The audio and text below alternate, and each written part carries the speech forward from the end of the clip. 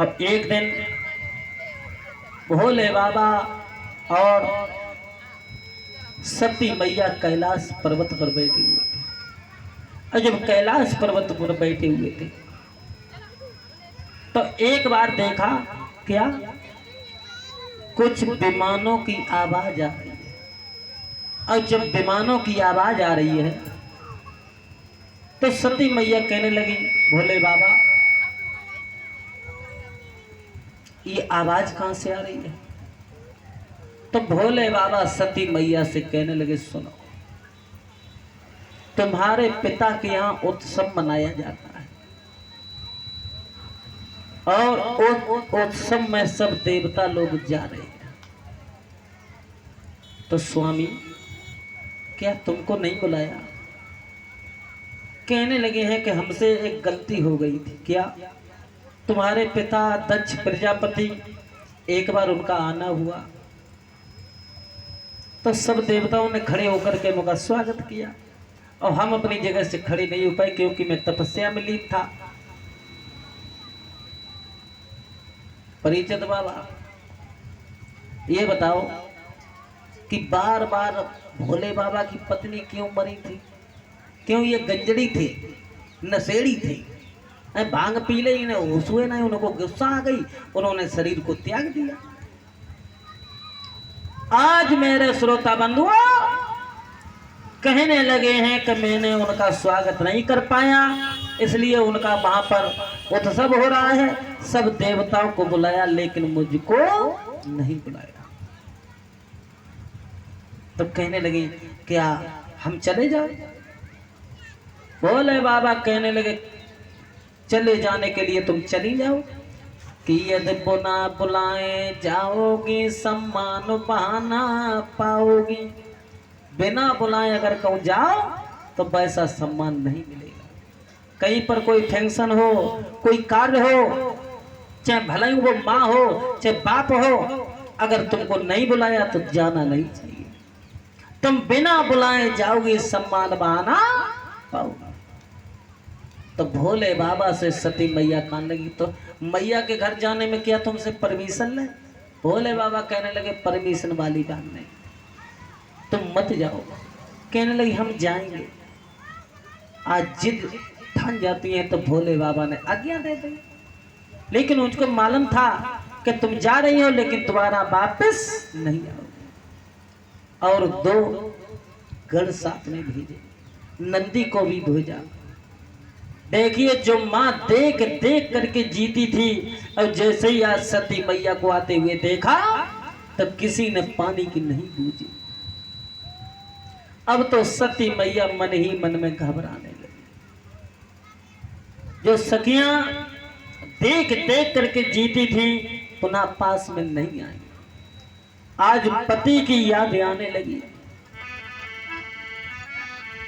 कहने लगी है क्या करें, लेकिन कोई बात नहीं, अभी नहीं बोली फिर बोलेंगी। यज्ञ स्थल के पास में पहुंची जहां पर सब देवताओं का मान सम्मान है, लेकिन भोले बाबा का कोई मान सम्मान नहीं है, भोले बाबा का कोई आसन नहीं है। एकदम से कहने लगी है और ये दक्ष प्रजापति हम वापस दोबारा नहीं जाएंगे, लेकिन ये तूने बहुत बुरा किया। ऐसी बहन कौन हो सकती है जो अपने पति की अपने मायके में बेइज्जती होते हुए देखे? कोई देख सकता? कोई नहीं देख सकता। लेकिन कुछ कुछ बहनें ऐसी होती हैं, कहो तो वे घर से खिंचवाए के मायके में पिटवाए अपने भैया नम्मा हैं। आज देखिए सती कहने लगी है हे पवन देव, हे सूर्य देव, इतना साची आप करना क्या? कि सती सत्य से कहती है अब जिंदा न मुझको पाओगे। एक पवन देव इतनी साची प्रीतम को हाल सुनाते।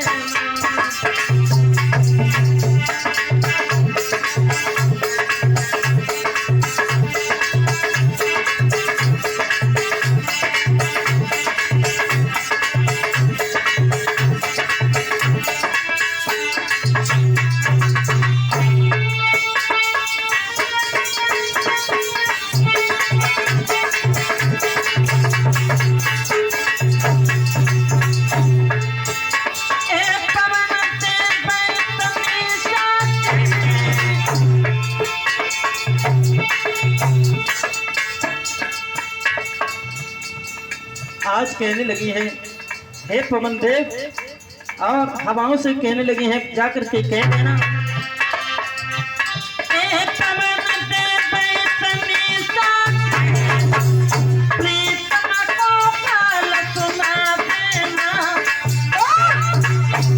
शक्ति शक्ति पर मरती है और जितना न मुझको पाओगे।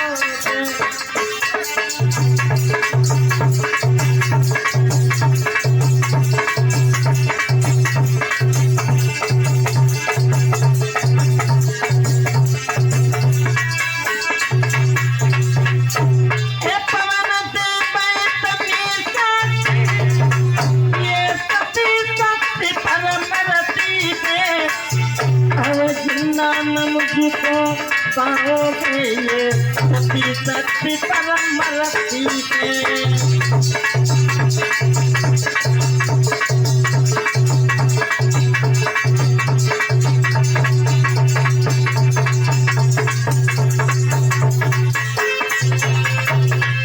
आज प्रसाद ले जा भैया, परिचित जी प्रसाद दे जा, उधर से परिचित जी से पीछे से ले लो। आज मेरे श्रोता बंधुओं, ये सत्य सत्य पर मरती है, जिंदा न हमको पाओगे। आप देखते ही देखते अग्नि में कूद जाती है। अब पुनः ये प्रतिज्ञा करके गई थी कि अगले जन्म में भगवान भोले बाबा के चरणों की दासी बने और किसी के साथ रहना नहीं चाहते। अब इधर भोले बाबा के पास में जब वो गढ़ पहुंचे हैं, अब पुनः नंदी पहुंचा है, सारा हाल बताया, तब भोले बाबा को क्रोध आ गया। और जैसे ही क्रोध आया, जटा को निकाला, पृथ्वी पर मारा, वीरभद्र पैदा हो गया। कहने लगा, महाराज बताओ आज्ञा दो। भोले बाबा का तीसरा नेत्र खुल जाता है। कहने लगा, महाराज हमको आज्ञा दो, क्या काम करना है? चले जाओ उस यज्ञ में विघटन डाल दो। और देखिए महाराज जी, जो धर्म का कार्य होता है उसमें लोग विघटन डालते हैं, बहुत बुरी दशा होती है। शायद है भगवान भी उनको माफ नहीं करता। इंसान जवानी में तो कुछ नहीं देखता संतोष, उसके बाद में एहसास तो होता है। जिंदगी भर लोग कमा कमा के इकट्ठा करता है, लेकिन किसी कवि ने लिखा है, बताया क्या कि तेरी थोड़ी सी जिंदगानी, अरे तो पैसा दान रहे जवानी, कैसे मरे।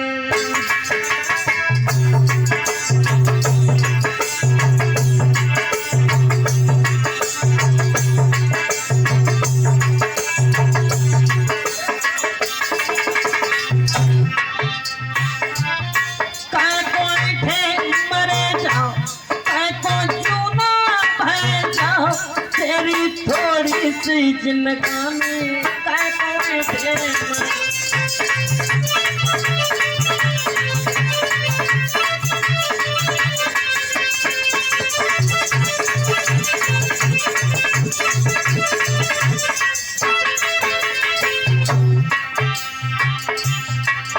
अरे एक दिन जब आए बुढ़ापा सकुड़ जाए,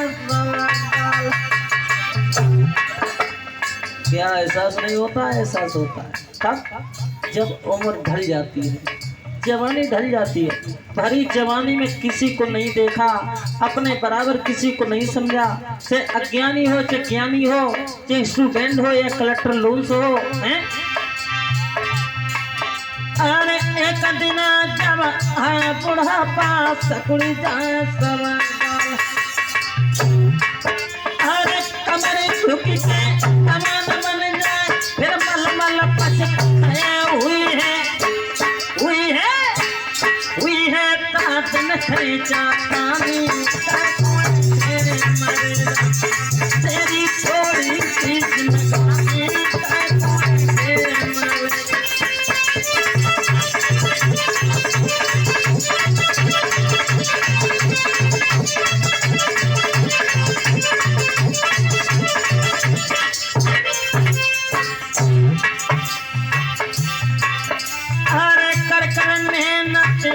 पैसा जोड़ो घर में भरो खजाना। पैसा तो खूब है, गाड़ी बंगला सब कुछ है, लेकिन धर्म के कार्य पर जिंदगी हो गई कमाते कमाते। यहाँ प्लाट खरीदा, यहाँ कोठी बनवाई, बाहर रंगाई पुताई, ये है। उसके बाद में बुढ़ापा आ गया। जब बुढ़ापा आया तब तुम्हें कोठी में थोड़ना ही पड़ा जाए, फिर तो तुम्हारी खटिया पहरा डरवाई जाए, थोक थोक के बर्बाद कर दियो, नई कोठी थोड़ना ही बर्बाद करा दियो है। अरे कर कर मेहनती पैसा जोड़ो घर में भरो खजाना। अरे जब युवराज ले तो आवे हुई है ताजन खैचा पानी, हुई है ताजन खैचा पानी।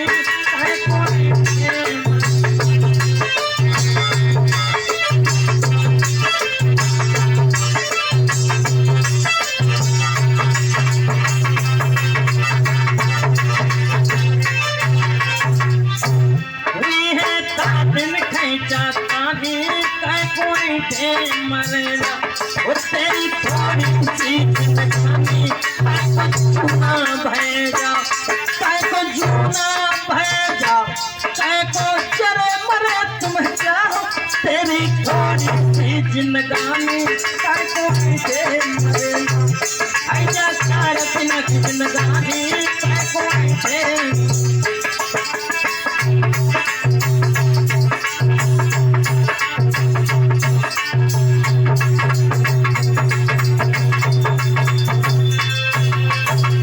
कभी इंसान को ऐम नहीं करना चाहिए।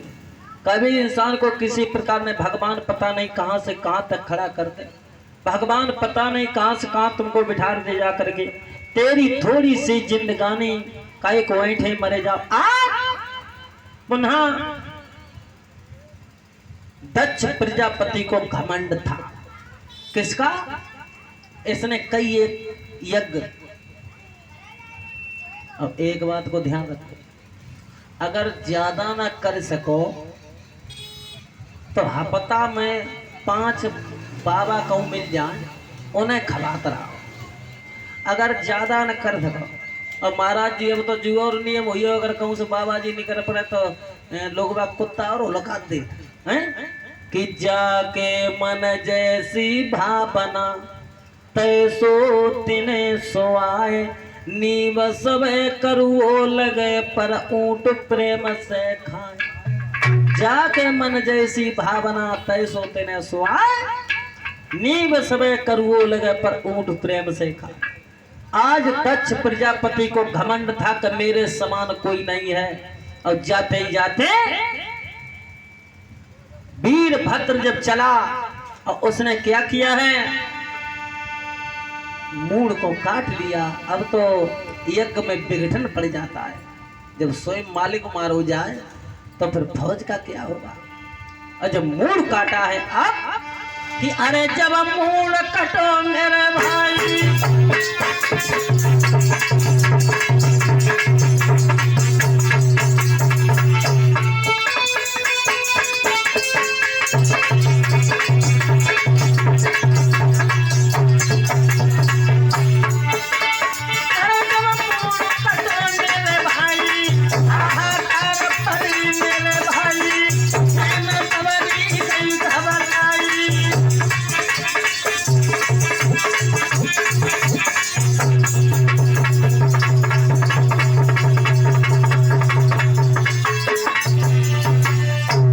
हाहाकार मच जाता है, विघटन पड़ जाता है।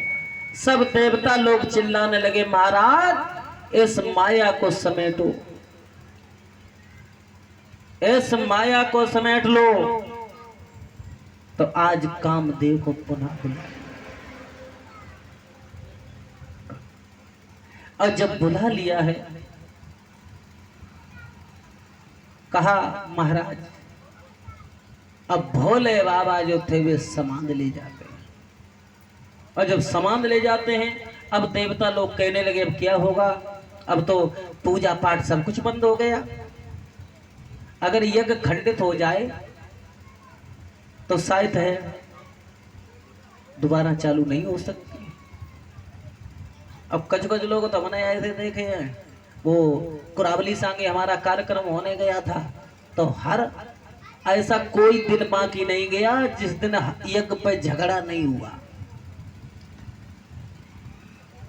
कायदा तो ये है कि यज्ञ पर बैठने के बाद बिल्कुल शांतिजनक होना चाहिए। तो आज मेरे श्रोता बंधुओं कि भोले बाबा की जब तक शादी नहीं होगी, और जब तक शादी नहीं होगी तो गणेश का अवतार कैसे होगा, और जब गणेश का अवतार नहीं होगा तो गणेश पूजन नहीं होगा, और जब गणेश पूजन नहीं होगा तो पूजा पाठ नहीं होगी बिल्कुल। तब भोले बाबा के पास में पहुंचे।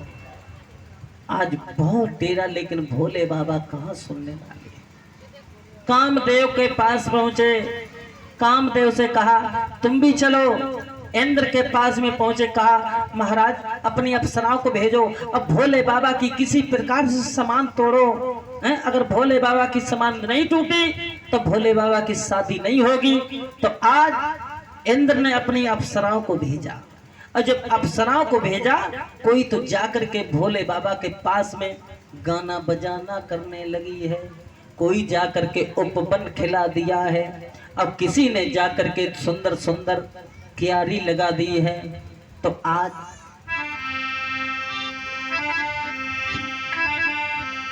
क्या दशा है भोले बाबा को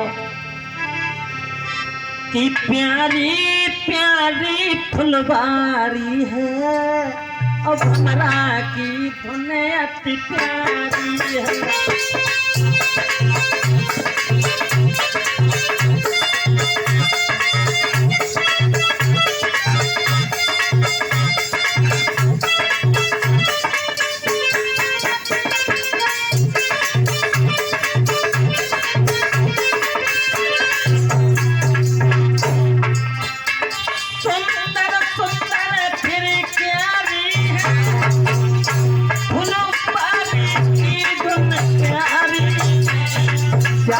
महाराज भोले बाबा आँखें खोलो, यदि पास तुम्हारे आए।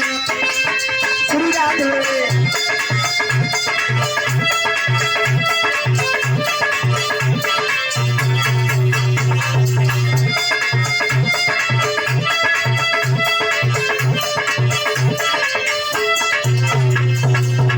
भोले बाबा आंखें खोलो। अगर नहीं आंखें खोलोगे, लेकिन भोले बाबा पर कोई असर नहीं, और जब कोई असर नहीं हुआ, अब तो कहने लगी महाराज, कामदेव से कहा कि महाराज तुम ही चलो, परिचय दे, प्रसाद देते जाना। आज मेरे श्रोता बंधुओं, उसी समय कामदेव की पत्नी का नाम था रति। अब कामदेव की पत्नी का नाम था रति। रति से कहा कि तुम भी चलो। उधर भोले बाबा जो थे कि भोले बाबा पास में बैठी थी, फिर अप्सराएं कोशिश कीनी बहुत, जब जगे न भोलेनाथ। जब भोले बाबा की आंखें नहीं खुली हैं, कामदेव ने अपनी पत्नी से कहा आज कुसुम बाण बनाया है, और कुसुम बाण के सहायता से भोले बाबा के ऊपर जैसे ही चलाया, तीसरा नेत्र खुल जाता। और जब तीसरा नेत्र खुला तो कामदेव के जब ऊपर नजर पड़े, कामदेव जल के अग्नि राख हो जाता।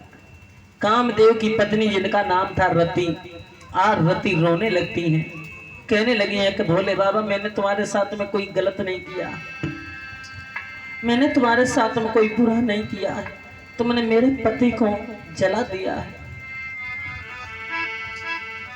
कि करके पति की याद और नारी की छूट गई थी बबतारी रे।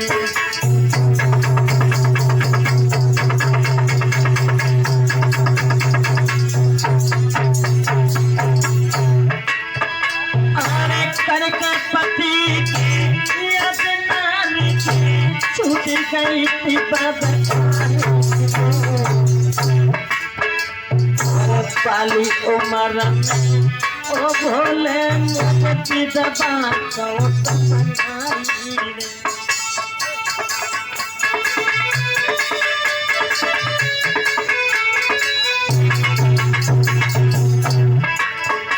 अरे रोवत रोवत आंसू भीरना के गालन पे अरे हेमचंद्र जी बज के आयो लला को धीरत नहीं हो।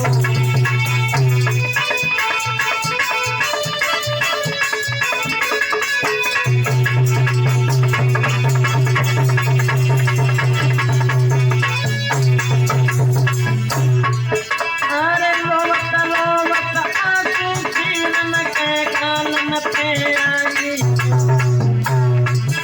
ब्रिजेश कुमार का कैसी भाई मेरे कछु समझ आया।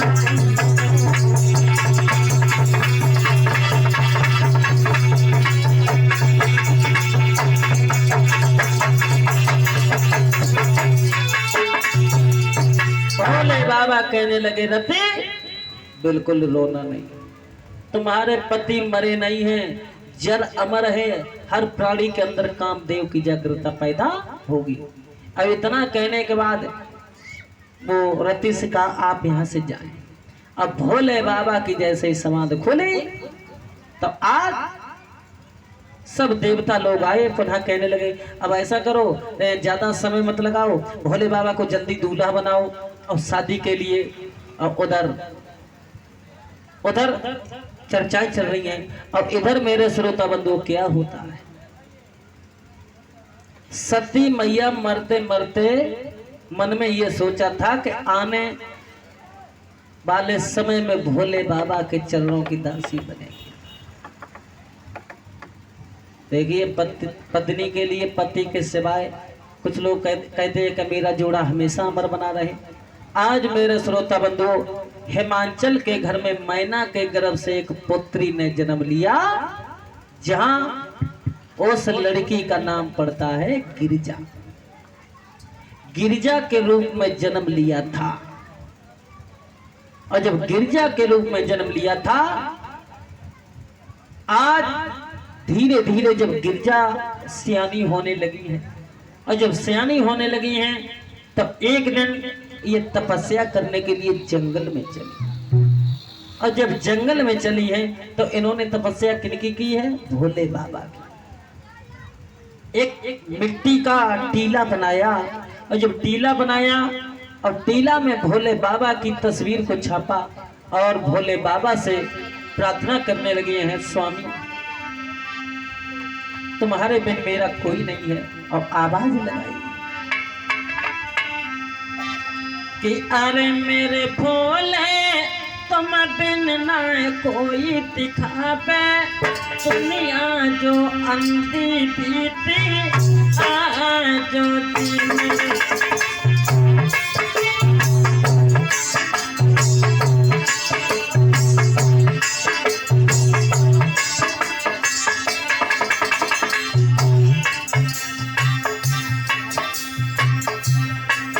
अरे चलो की फिर दासी बन के पास तुम्हारे आई। अरे खाली झोली पड़ी है मेरी बिचारी जो डाली। उस जंगल की क्या हालत है।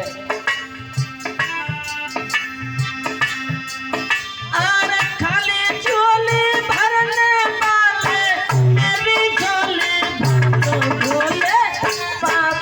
तुम्हारे आए जो मुझो से की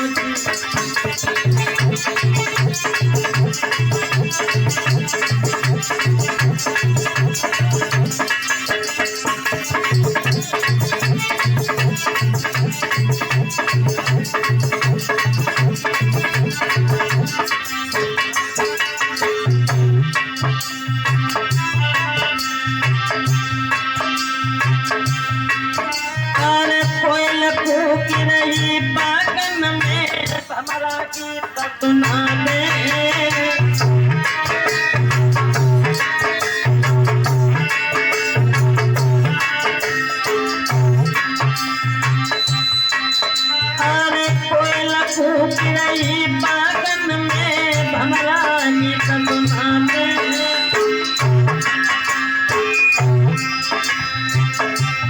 बोले बोले आंखें खोलो दर्शन मुझको दे दो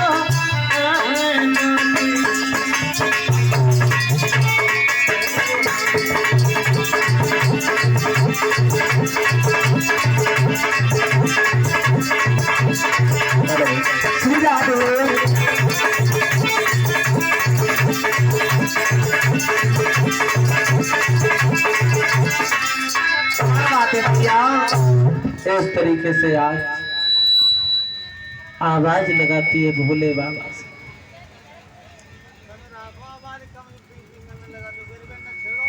आज मेरे श्रोता बंदे जैसे ये शब्दों को सुना है।